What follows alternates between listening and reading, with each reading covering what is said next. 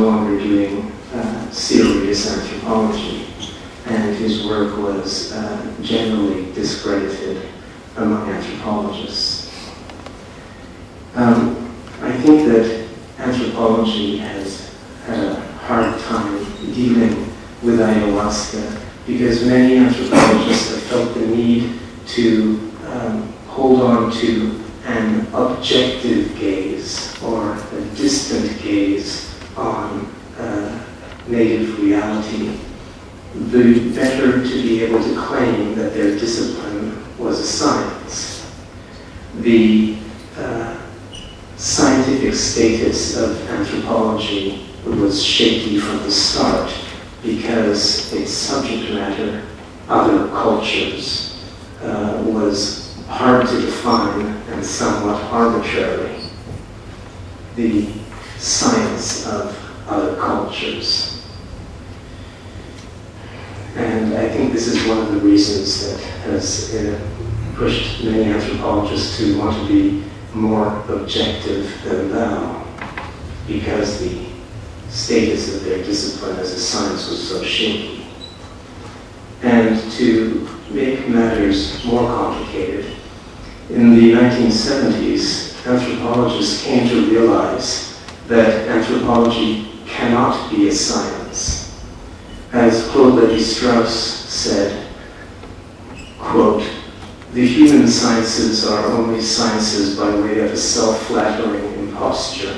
They come up against an insurmountable limit because the realities they aspire to understand are of the same order of complexity as the intellectual means they deploy. Therefore, they are incapable of mastering their object, and always will be." Unquote.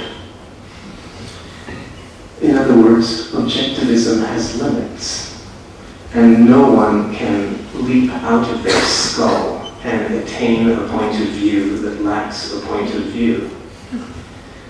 And understanding ayahuasca objectively is a double impossibility because the ayahuasca experience is inescapably subjective. Trying to understand ayahuasca objectively is like trying to understand swimming without getting wet.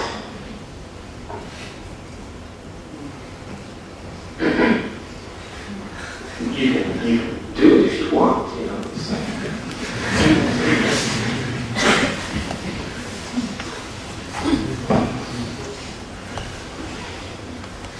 One anthropologist wrestled with this very question.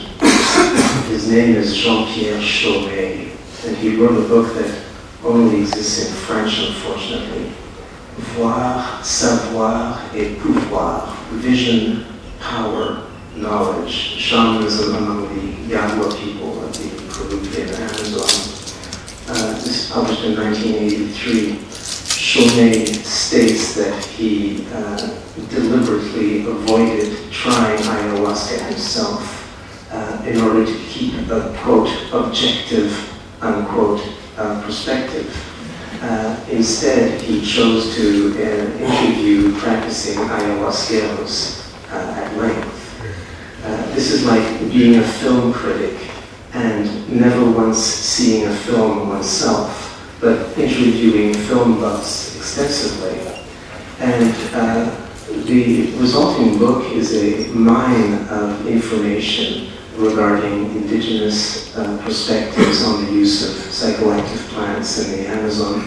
The Yagua consider these plants to be the only source to knowledge, according to Chaumet's book. So Chaumet was doing the dry study of swimming, but he actually produced a pretty valuable book. Other anthropologists in recent decades have produced compelling studies of ayahuasca, starting with Gerardo Dolmatov, his son's misadventure notwithstanding. The book, The Shaman and the Jaguar, in 1975 is a key book. In the 1980s, there was the American anthropologist Michael Taussig, and his book Shamanism, Colonialism, and the Wild Man best conveys the discombobulating nature of the Peru. And other anthropologists such as Luis Luna, Angelica Part6, Bruno Ilias, Graham Townsley, Peter Gao have all produced excellent studies of ayahuasca in recent years.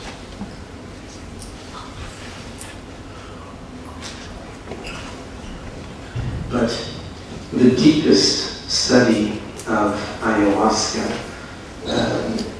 has been produced not by an anthropologist, but by a cognitive psychologist whose name is Benny Shannon, and his book is called The Antipodes of the Mind, Charting the Phenomenology of the Ayahuasca Experience, Oxford University Press, 2002.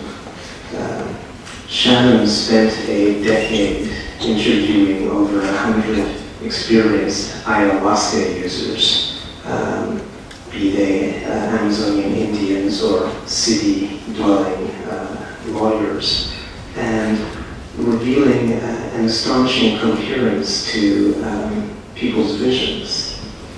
Shannon compares the realm one reaches in ayahuasca to an unexplored continent at the antipodes of the human mind. And he takes the task at hand to be to map this continent by taking seriously what people report about it.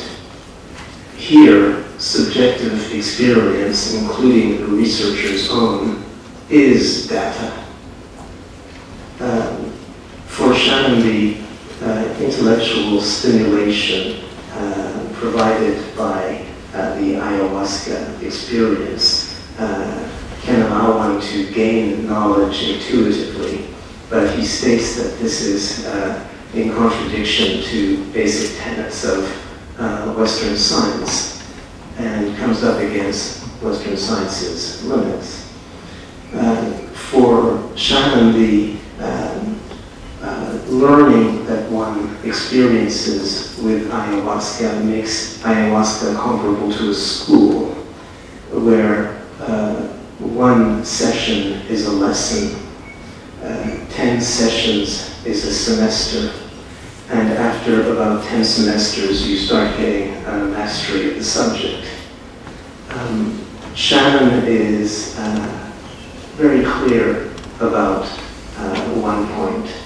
What makes ayahuasca special is the extraordinary subjective experiences that it affords. This means that the puzzle presented by ayahuasca pertains first and foremost to the human psyche rather than to society or culture. For Shannon, ayahuasca is, quote, a tool to discover unexplored territories of the human mind, and the subject is not the other, but the self, hence also myself, unquote. And I think that this is the crux of the matter. One of the reasons why anthropology has had such a hard time getting to the bottom of ayahuasca is because of anthropology's focus on the other, whereas ayahuasca is first and foremost about the self. Well, Arno has produced a book with Claudia Müller-Ebeling and Christiana Etsch, who was here in Amsterdam last week, I believe. The book has just come out in German, not in Dutch. And it's called Ayahuasca, and it's a very rich and interesting book. One of the things that Arno pointed out, and he also mentioned this before, is that within tribes, from one shaman to another, ayahuasca